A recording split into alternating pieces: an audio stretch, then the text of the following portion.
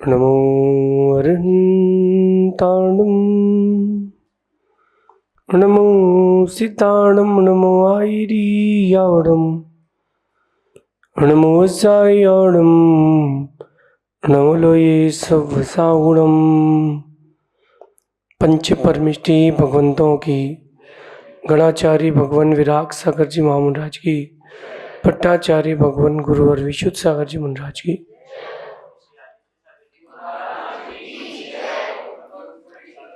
या हम सभी अपने जीवन में सुख और गुणों की अभिवृद्धि के लिए नीति के विषयों का श्रवण कर रहे हैं। नीतिकार हमें सिखाते हैं कि हर व्यक्ति की अपनी अपनी परिस्थितियां हैं, हर व्यक्ति की अपनी अपनी समस्याएं हैं, क्योंकि सबके अपने अपने निजी कर्मोदय हैं। किसी व्यक्ति को थोड़ी सी भी सर्दी हो जाए तो बड़ा रूप ले लेती है। कुछ ऐसे रहते हैं कि बड़ी बड़ी बीमारियां भी उनका कुछ नहीं कर पाती। वास्तविकता में सबके अपने निजी कर्म हैं और वही कर्म आपके जीवन में समस्याएं ला करके देते हैं। अगर आप कर्मों से बचते हैं तो ही आप समस्याओं से बच पाते हैं। कर्मों से जो बचता है वही समस्याओं से बच पाता है, और जो समस्याओं से बचना चाहता है उसको अच्छे कर्मों से खुद को जोड़ना चाहिए। आज की नीति में समझा रहे हैं कि समस्याओं से भागना ये कोई समाधान नहीं है। समस्या जीवन का हिस्सा है। हर किसी के जीवन का एक हिस्सा है, उसका नाम समस्या है। आप कितनी किसी को समझा लो, वो जितनी उसकी सोच है, जितनी उसकी बुद्धि है, वो उतना ही समझेगा। इससे ज्यादा उसके पास जब जेब समय नहीं तो कैसे रखेगा। 1 किलो का एक बैग है, उस बैग में आप क्या क्या रख पाओगे? 1 किलो से ज्यादा का सामान नहीं रख पाओगे। ऐसे ही जिसको जितनी बुद्धि मिली है वो उतना ही समझ पाएगा, उसके आगे नहीं बढ़ पाएगा। आज की नीति कह रही है कि जीवन का जो एक हिस्सा है, एक पार्ट है, उसका नाम समस्या है। या यूं कह लो कि जीवन का एक पर्यायवाची है, उसका नाम समस्या है। आप कोई भी काम करोगे, अच्छा या बुरा, उसमें एक समस्या बनी रहेगी। एक क्या, कई समस्याएं बनी रहेंगी, लेकिन उन समस्याओं को समस्या नहीं देखना है, उन समस्याओं को समस्या नहीं मानना है। यही जीवन के लिए, उन्नति के लिए सूत्र है। जिसने भी समस्या को समस्या माना है वो नीचे गिरा है, और जो समस्या को समस्या ना मान करके जीवन का एक हिस्सा मानता है, हर किसी के जीवन का किस्सा मानता है, ऐसा व्यक्ति ऊंचा जाता है। आप देखो कि बड़े से बड़े महापुरुषों को देख लो और छोटे से छोटे व्यक्ति को देख लो, जब भी कभी लाइफ में आप उनकी इतिहास को पढ़ोगे तो आपको मालूम चलेगा कि समस्याएं हर किसी के जीवन में बराबर बनी रही। 1 मिनट के लिए सीता जी का जीवन देख लो, for a minute Sita ji का जीवन देख लेते हैं। जन्म लिया, पिता के यहाँ, शादी में ही झगड़ा हो गया, शादी में ही झगड़ा हो गया। कितनी बड़ी समस्या। एक तो इतने बड़े घर की बहू बन रही है, इतने बड़े घर से जा रही है, और शादी में ही युद्ध हो गया। चलो जैसे तैसे वो युद्ध खत्म हुआ, विवाह हुआ, थोड़ी बहुत सेटलमेंट हुआ था लाइफ में। राम को वनवास हुआ तो साथ में वो भी चली गई। अब देखो, वनवास गए थे, चलो वहां पर भी सेटलमेंट हुआ थोड़ा, राम अपना राज्य के विस्तार का सोच रहे थे, सीता जी का हरण हो गया।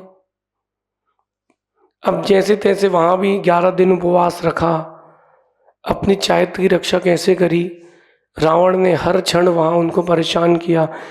जैन रामायण पद्म पुराण में लिखा है कि एक बार तो यूं हो गया कि रावण ने उस अशोक वाटिका में शेर छोड़ दिए, 200 शेर छोड़ दिए अपनी विद्या से, जो सीता जी को डरा रहे थे। फिर भी सीता जी ने हाँ नहीं बोली। कितनी बड़ी समस्या जान पर आ गई है। सीता जी ने उस समस्या को भी झेला, राम आए, युद्ध जीता, वापस लेके चले गए। थोड़ी बहुत लाइफ सेटल हुई थी, बच्चों को जन्म देने वाली थी कि राम ने ही निकाल दिया। ये किसकी बात कर रहे हैं? सीता की, दशरथ की बहू। किसकी बहू? दशरथ की बहू, राम की पत्नी, जनक की बेटी, भामंडल की बहन। छोटी मोटी हस्ती नहीं थी, इतनी बड़ी हस्ती। चलो वो भी ठीक था, वनवास चली गई, वहां जाकर के उसने बच्चों को जन्म दिया, तो भी वहां सेटल कर दी लाइफ उसने अपनी। जैसे तैसे वो लाइफ भी सेटल हो गई। अब एक नई समस्या, बच्चों को पिताजी कौन है बताओ। वापस आई, अग्नि परीक्षा देना पड़ी। चलो अग्नि परीक्षा भी हो गई, अब क्या वैल्यू बची?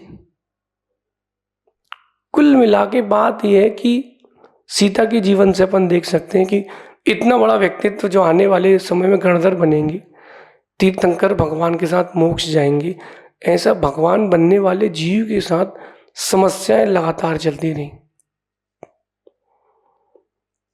जैसी कहानी सीता की है वैसे ही राम की भी है। घर के बड़े, खूब पढ़ाई करी, खूब विद्याएं सीखी, सब कुछ बढ़िया चल रहा था, शादी भी हो गई, सब कुछ बढ़िया चल रहा था। पिता के वचन के लिए, सिर्फ अपने पिता के वचन को निभाने के लिए जंगल चले गए। जंगल चले गए, वहां भी बड़े परेशान रहे। ये रुकने की व्यवस्था, खाने की व्यवस्था, आज तो आपके पास गूगल, हाथ में कैश है, पैसा है, सब होता है, उनके पास तो कुछ भी नहीं था। सीता जी तो अशोक वाटिका में बैठी थी। युद्ध की व्यवस्था तो राम लक्ष्मण ने की ना। कितनी जीवन में विषमताएं रहीं, अंत में निर्वाण हो गया। इतिहास भी कहता है कि कितना बड़ा भी आदमी क्यों ना हो, आदमी कितना भी बड़ा क्यों ना हो जाए, समस्याएं साथ नहीं छोड़ेंगी। समस्याएं पीछा तब छोड़ेंगी जब तुम भगवान बनोगे। तो समस्या जो है वो जीवन का हिस्सा है, और यूं कहें हर किसी के जीवन का किस्सा है, लाइफ का एक पार्ट है, जीवन का पर्यायवाची है। कभी आप लोगों ने खुद से पूछा या खुद सोचा कि आखिरी बार बिना कारण के कब मुस्कुराए थे? लोग जो दिखावे की हंसी होती ना, दिखावे की, बस वही झूठी हंसी में, झूठी खुशी में पूरी जिंदगी निकाल देते हैं, और अंदर अंदर घुटते रहते हैं। अंदर की घुटन घटाइए, अपने अंदर की घुटन को घटाइए। समस्याओं को समस्या मत मानिए, समस्याओं को जीवन का हिस्सा मानिए। और समस्याएं जब तुम्हारे जीवन का हिस्सा बन जाएंगी और तुम उनको स्वीकार लोगे, एकदम एंजॉय करोगे, बहुत खुश रहोगे, फिर एंजॉय करोगे। एक लड़की की शादी हुई जॉइंट फैमिली में, जॉइंट फैमिली में शादी हुई, कम से कम 15-20 मेंबर्स थे। अब रोटी बनाना है तो 15 लोगों की रोटी बनाना है, इतने सारे लोगों का काम करना है। एक मिनट के लिए सोचो, अगर वो इसको समस्या मानती है, एक एक मिनट निकालना भारी होगा, और उसको जीवन मानती है तो नहीं होगा। जब कभी उसके घर पर, पीहर पर उसके मामा पक्ष के लोग आते हैं, तब तो उसको भारी नहीं लगता था, तब तो भारी नहीं लगता था। क्यों? क्योंकि वो उसको अच्छा लगता था। ससुराल में आए और किसी ने कहा कि रोटी बना दो, तो मन में सोचते आ गए, इनके यहाँ खाने को नहीं था। और मायके से कोई आए तो बादाम का हलवा खाओगे, बड़ा उस समय एकदम मूड चेंज हो जाता है। क्यों? कारण क्या है? कारण सिर्फ एक है, माइंड सेट। अब अपने माइंड को सेट कर लो। एक बात मैंने बहुत पहले एक आध्यात्मिक प्रबंधन में लिखी थी, हर परिस्थिति को उत्सव माने। जब आप हर परिस्थिति को उत्सव मानोगे तो तनाव नहीं होगा। क्यों अपन दुखी क्यों? मैं आपसे एक बात कहता हूं कि हर किसी के दिन एक से तो होते नहीं है। भगवान पारशुनाथ पर भी उपसर्ग हुआ है, भगवान ऋषभ देव ने भी बहुत फेस किया तब जाके भगवान बने। तो किसके जीवन में ऐसा कोई एक है जिसके जीवन में समस्या ना हो? सबके जीवन में समस्या है। जब समस्या है ही तो उन समस्याओं को समस्या क्यों देखें? हाँ, ये अंतर है, किसी के जीवन में बड़ी है, किसी के जीवन में छोटी है, किसी के जीवन में किसी प्रकार की है, किसी के जीवन में किसी प्रकार की है। मैंने एक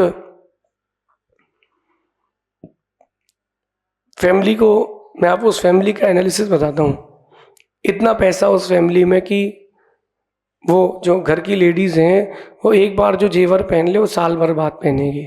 इतना पैसा, इतना बड़ा घर, अथाह संपदा, अथाह संपदा, लेकिन सुख इसलिए नहीं क्योंकि जितने घर के जेंट्स हैं सब व्यसन करते हैं। कोई शराब पीता है, कोई और गलत काम करता है, किसी को जुए का शौक है, किसी को गुटखे का शौक है। अब मेरा एक प्रश्न है कि बेचारा, अब वो जो वहाँ की जो लेडीज़ है वो बेचारी क्या करेंगी? अब कोई उपाय तो बचा ही नहीं उनके पास। अब वो कुछ नहीं कर सकती, वो फेस करती है। वो मेरे से बोले अब आप बताओ क्या करते? मैंने कहा एंजॉय करो अपनी जीवन की परिस्थिति को, मानो कि ये मेरे जीवन का हिस्सा है। जो समस्याओं से फाइट करते हैं वो जीतते हैं, जो समस्याओं से फ्लाइट करते हैं वो हार जाते हैं।